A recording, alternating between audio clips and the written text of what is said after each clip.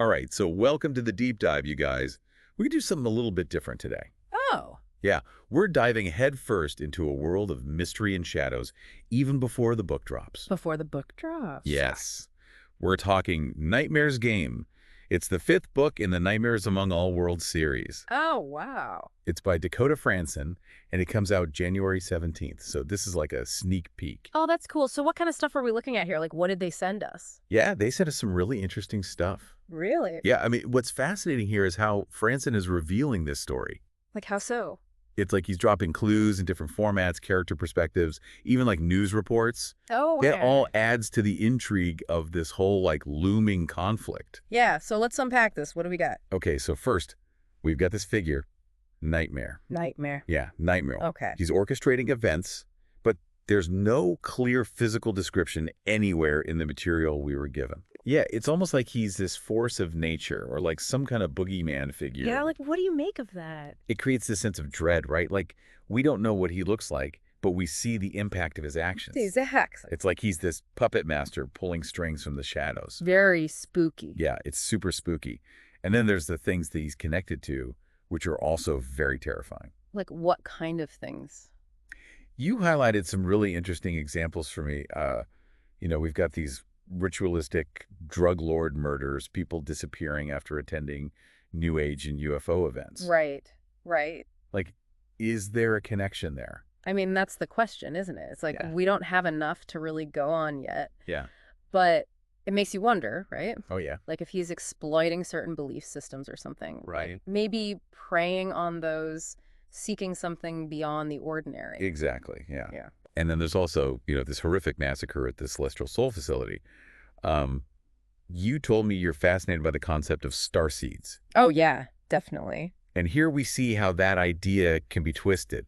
This organization claims to be a sanctuary, Uh-huh. but it turns out to be something much, much darker. Much darker, yeah. Yeah. Like, exactly. They promise to nurture these, like, special individuals, but they're actually experimenting on them, trying to weaponize their abilities. Right. Classic example of something appearing to be one thing, but underneath something else entirely. Yeah, yeah. And the account from Dimitri Mindler, it's especially chilling.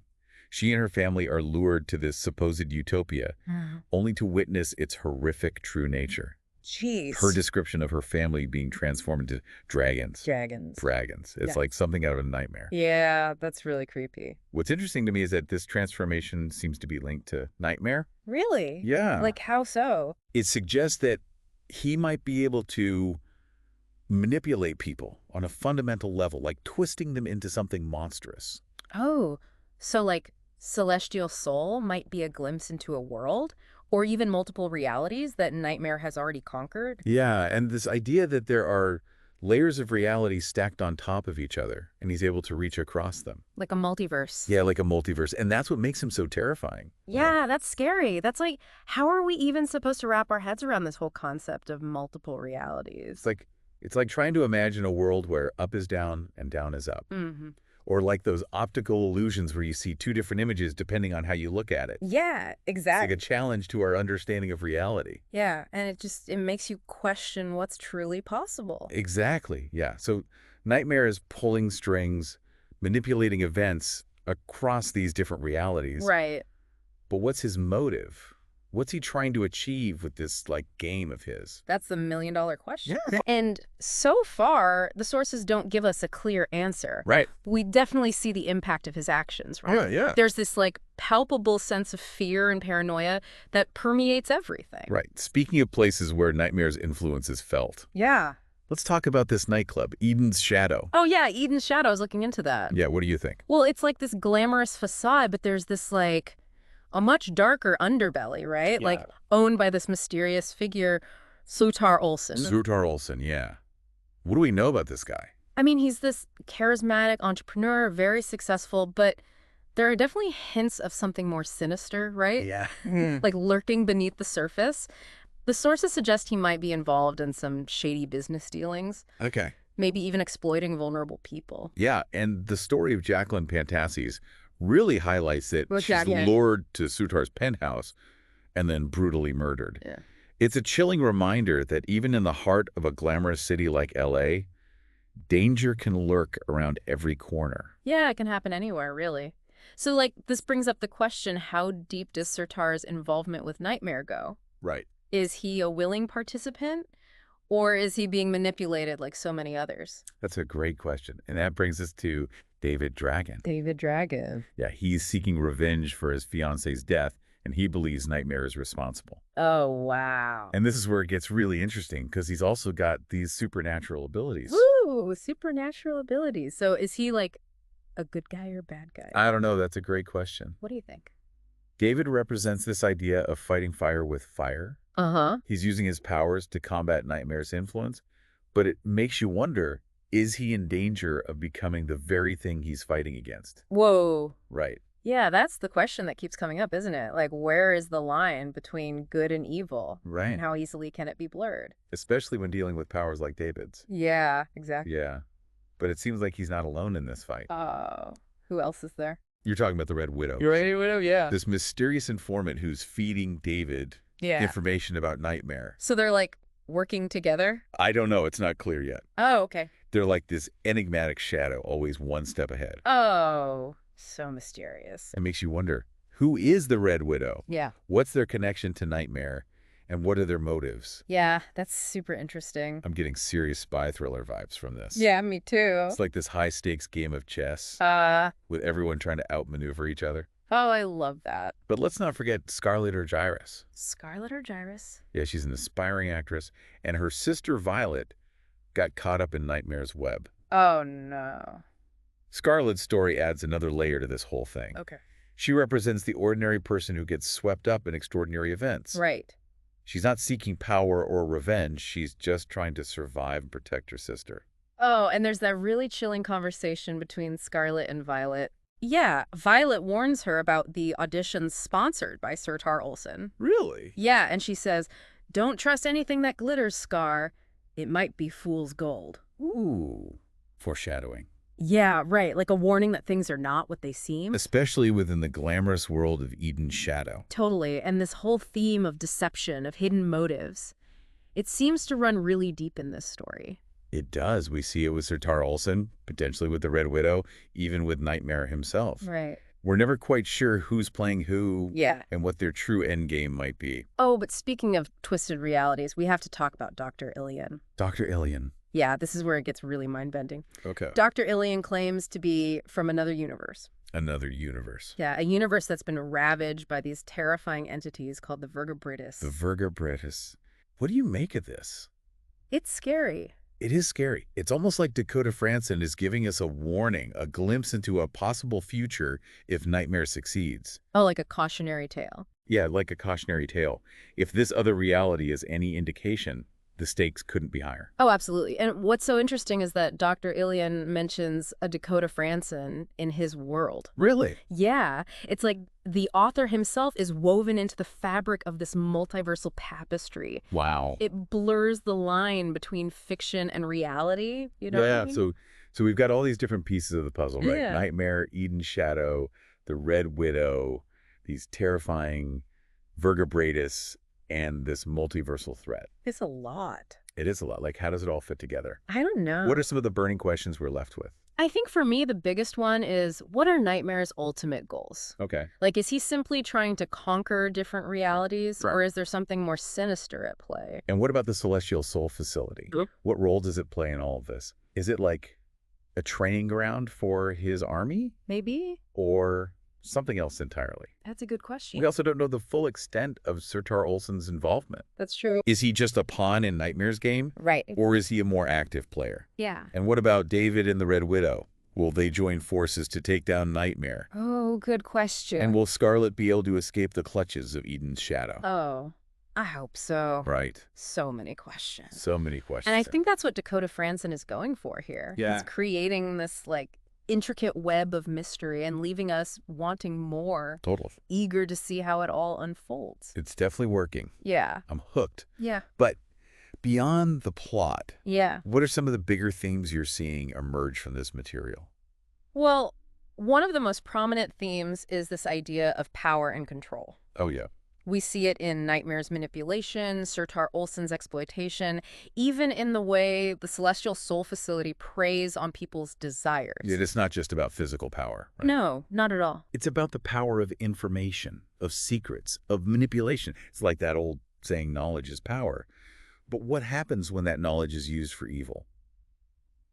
That's the question that keeps coming up for me. Yeah, it's a question that resonates in our world, too. Definitely. We see it in the way information can be manipulated. Right. How people can be exploited through their beliefs. Exactly. Sure. And in Knightmare's game, those themes are amplified, taken to a whole other level. Right. But there's also this theme of resistance. Oh, yeah. Of individuals fighting back against this overwhelming darkness. I see that, yeah. David and the Red Widow are like obvious examples. Right.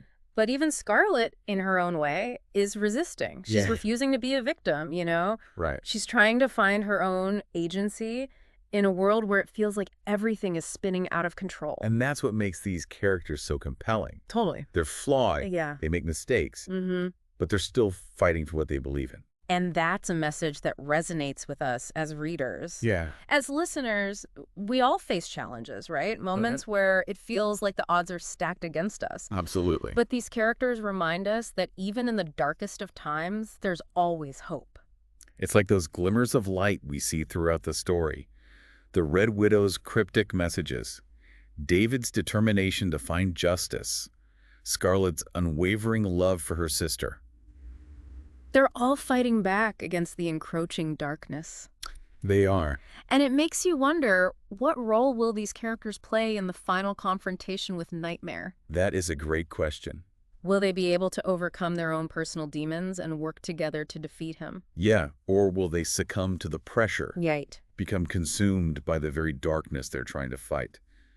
I guess we'll have to wait for the book to find out. Yeah, that's the beauty of it, isn't it? It is. Like, we're left with these tantalizing questions. Yeah. These possibilities that keep us thinking. Absolutely. Keep us engaged. I know I'm already counting down the days until Knightmare's game is released, but for now, Yeah. I have to ask you, Okay. if you were a character in this world, what choices would you make when faced with a threat of Knightmare? That's a great question, and one I think we should all consider. Right. What are our own values? What are we willing to fight for? Yeah. And how would we navigate a world where reality itself seems to be unraveling? It's a lot to ponder. Yeah, it is. But that's what we love about these deep dives, isn't it? It is. They take us beyond the surface, challenge our perceptions, and leave us with more questions than answers. And hopefully they inspire us to look at our own world with a fresh perspective. Yeah. To be more aware of the forces at play. Right. And to never give up hope, even when things seem dark. So to everyone listening, we encourage you to share your own thoughts and theories. What stood out to you in the source material? What are you most excited to see in Knightmare's game? Let's keep this conversation going. Until next time, happy reading. Yeah, it's like knowledge is power. But like you were saying, what happens when that knowledge is used for evil?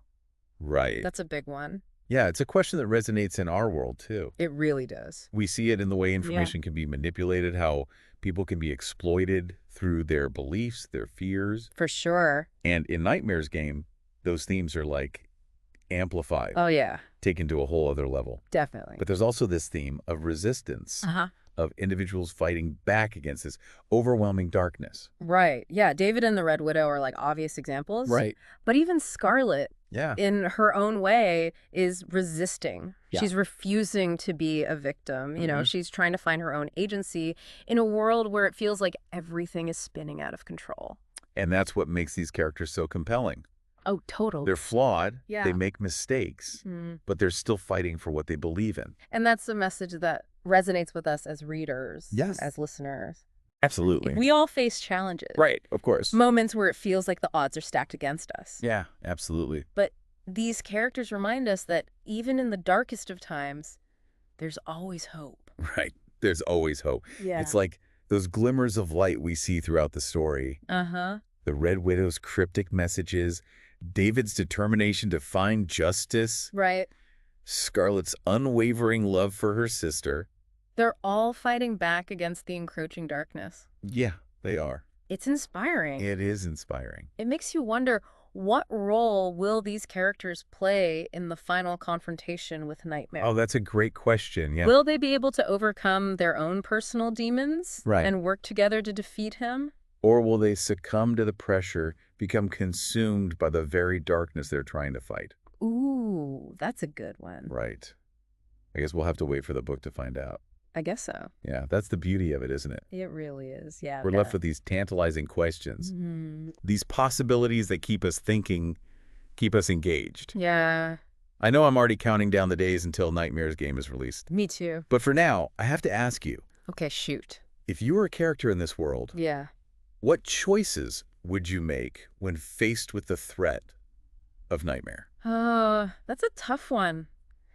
That's a great question, and one I think we should all consider. Like, what are our own values? What are we willing to fight for? Right. And how would we navigate a world where reality itself seems to be unraveling? It's a lot to ponder.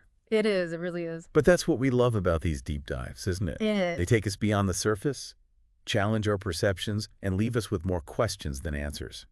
And hopefully they inspire us to look at our own world with a fresh perspective, Right. to be more aware of the forces at play, and to never give up hope, Yeah. even when things seem dark. So to everyone listening, we encourage you to share your own thoughts and theories.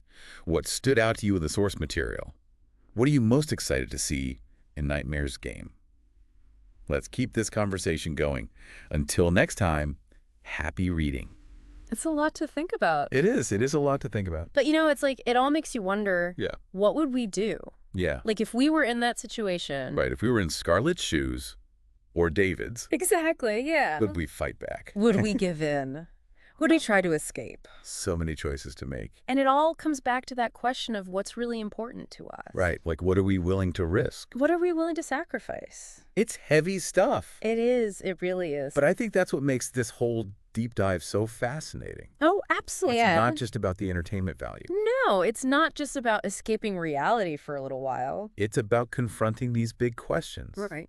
About ourselves, about the world around us, It's about understanding the forces at play, the choices we make. the consequences of those choices. And ultimately, I think it's about finding hope, even in the darkest of places. Yeah, I think you're right. That's what resonates with me the most, that even when things seem bleak, there's always that spark of hope. That glimmer of light that keeps us going. That belief that we can make a difference, that we can fight back against the darkness. And that's a message that we all need to hear, I think. Absolutely, especially in times like these. So thank you for joining us on this deep dive into the world of Knightmare's game. It's been a pleasure. And to everyone listening, keep those questions coming, keep those theories flowing. Let's keep this conversation going. Because who knows, maybe we can even shed some light on the mysteries of our own world along the way. That's right. Until next time, stay curious, stay engaged, and most importantly, stay hopeful. And we'll see you back here for another deep dive soon.